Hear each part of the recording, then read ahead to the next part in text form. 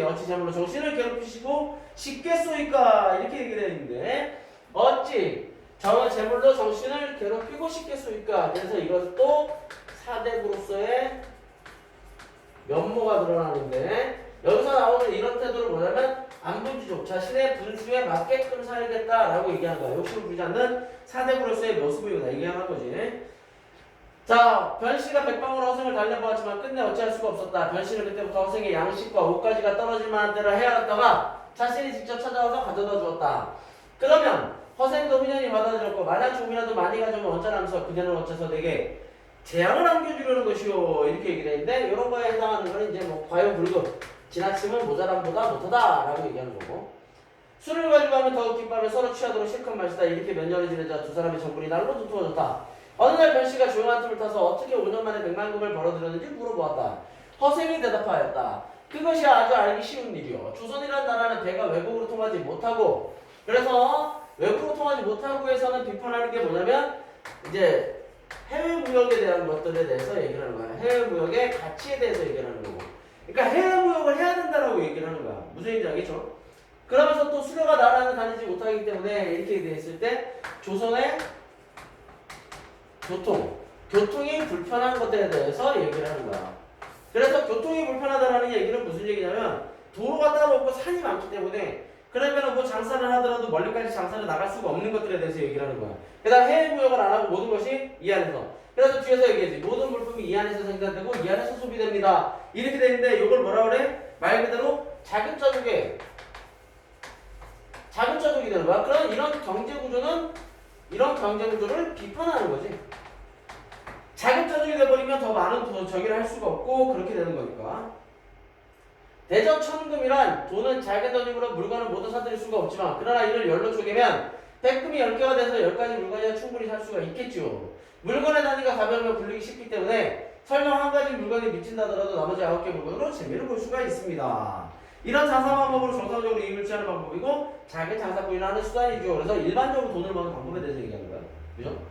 그러나 만금이라는 돈은 물건을 모조리 사들게 할 수 있으니 수레에 있는 것은 수레 전부를, 배에 있는 것은 배 전부를, 한 고울에 있는 것은 고울 전부를 마치 촘촘한 그물로 모두 훑어내는 것처럼 싹쓸이할 수 있죠. 무태서 생산되는 10가지 중에서 한 가지를 몰래 사재기 하고 바다의 10가지 중에 한 가지를 스며서 사재기 하고 만약 약재 10가지 중에 하나를 몰래 득점하면 그 한 가지 물건이 남몰래 잠겨있는 동안에 모든 장사치의 물건이 말라버리게 되겠지요. 이렇게 얘기해서 이거는 뭐를 얘기하느냐? 바로 자기가 돈을 벌었던 매점매석에 대해서 얘기하는 거지. 매점매석. 그런데 이런 사재기 방법은 인민을 해치는 길이다. 그러니까 매점매석의 방법이 어떻다는 얘기야? 매점매석의 방법이 이거는 매점매석의 패단을 지적하는 거야. 자기가 그렇게 돈을 벌었던 건 여러 가지 시험을 해보기 위해서 돈을 벌었던 거지만 그렇게 하면 안 된다는 얘기야. 그래서 후세 다음주자들이 만약 내가 써먹었던 이런 사재기가 한다면 반드시 나라를 병들게 알고 말 것이오. 이렇게 얘기하는 거야. 그 다음에 변씨가 다시 묻는 거지. 그대는 처음에 내가 돈을 꿔줄 것을 어떻게 알고서 나를 찾아서 돈을 빌리려고 했던 겁니까? 라고 궁금해서 보니까 꼭 그대만 내게 돈을 빌려줄 뿐 아니라 만금을 가진 사람이라면 누구라도 모두 빌려주었을 것이오. 나 스스로 연하게 배워도 내 재주가 100만금이나 버금을 벌어들이기에는 부족합니다. 그러나 대관대고가 하늘에 달린 것이니 남들 어찌 미리 알 수 있겠습니까? 이렇게 되는데 요거는 또 운명론적 사고방식을 얘기하는 거야. 운명론적 사고방식.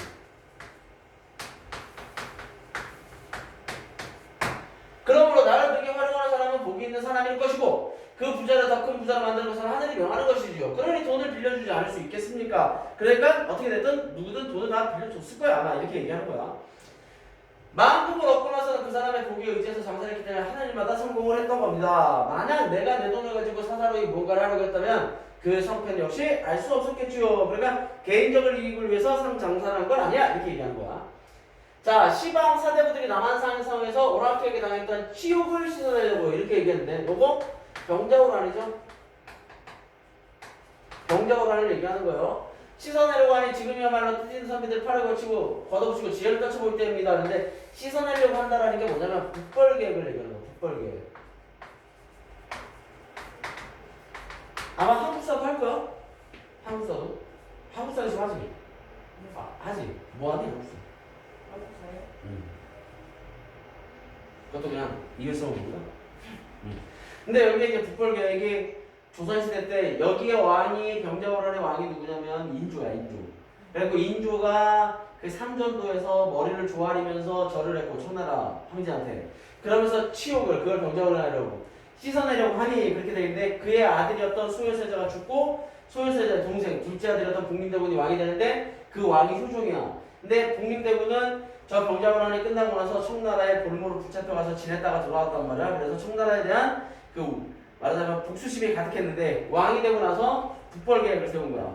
그래갖고 그것을 씻어내려고 한다라고 얘기하는 거. 그래서 이걸 통해서 볼 수가 알 수 있냐면 당시 시대상을 알 수가 있는 거지. 당시 시대상. 무슨 얘기인지 알겠죠?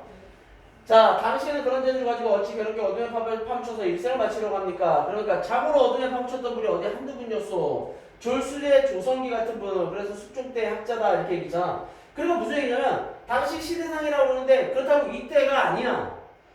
이때가 아니고 이거는 효종이라고 했잖아. 효종 다음에 있는 게 뭐냐면 효종 다음에 있는 게 인종이야. 그 다음에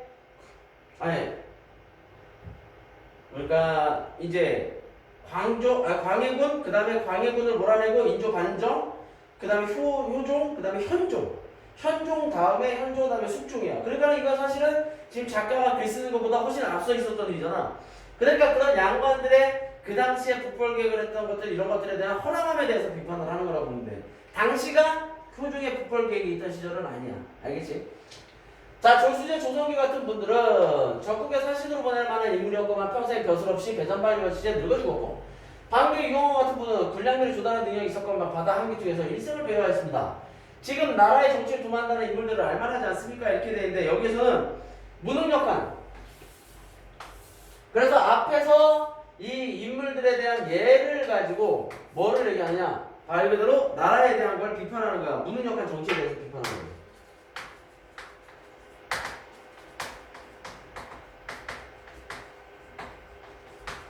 알겠죠? 자, 나 같은 사람이야. 그저 장사나 잘하는 사람입니다. 장사를 해서 번 은자로는 구황이 모가지로 사기에 충분한 돈이지만 그러나 바다에 던져버리고 물가닥을 이 나라에서 도대체 쓸데가 없기 때문이죠. 이렇게 얘기를 하는 거야. 그래서 이 부분이 전부 다 이 인물들을 어떻게 생각하느냐라고 했을 때 쓸모없는 인물들이라 생각하고 여기서는 뭐냐면 제대로 된 인재등용을 하지 않는 거야. 인재등용에 대해서 얘기를 하는 거야. 인재등용이 없음을 얘기하는 거야. 이걸 비판하는 거야. 그러니까 인재등용을 하는 데 있어서 아직까지도 제대로 되는 게 없고 그 다음에 인재를 제대로 적재적소에 쓰지 못하고 있는 그런 모습들을 가지고 얘기하는 거야. 변씨는 휴하고 크게 탄식을 하고 돌아갔다. 변씨는 본시 정승 이완과 가까이 지낸 사이였다 이렇게 되는데 이 사람은 실제로 실존인물이야. 실존인물. 그래서 실존인물인데 이 실존인물을 등장시켜서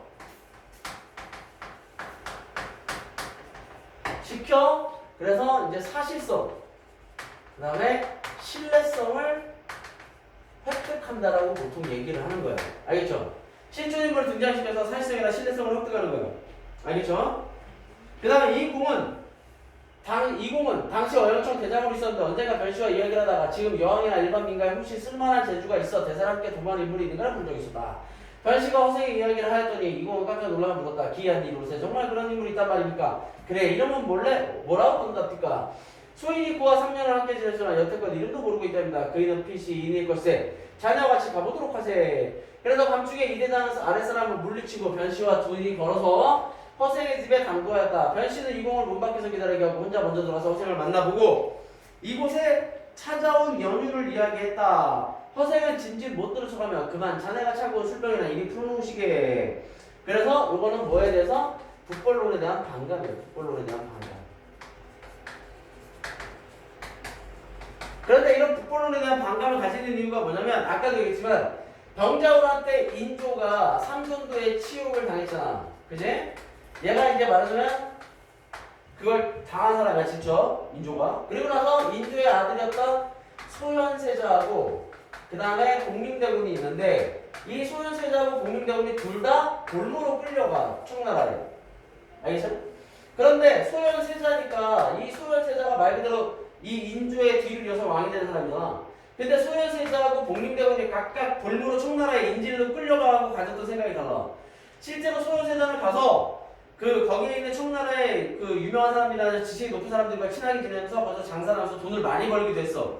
왜냐면 그 돈을 많이 번 게 나중에 자기가 돌아가면 조선의 재정을 넉넉하게 하겠다 이런 생각들을 하는 거죠. 그러니까 조선을 발전시키기 위해서 청나라에 있는 모습들을 보고 배워야 된다고 생각하는 거야.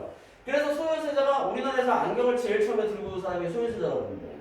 그 뭐야 성모 마리아 상이나 이런 것도 그렇고. 그런데 이 소현세자가 들어오면서 청나라를 보고 배워야 된다. 그러니까 청나라를 보고 배운다기보다 청나라처럼 외국 문물들을 받아들여서 우리도 보고 배워야 된다. 라고 얘기해서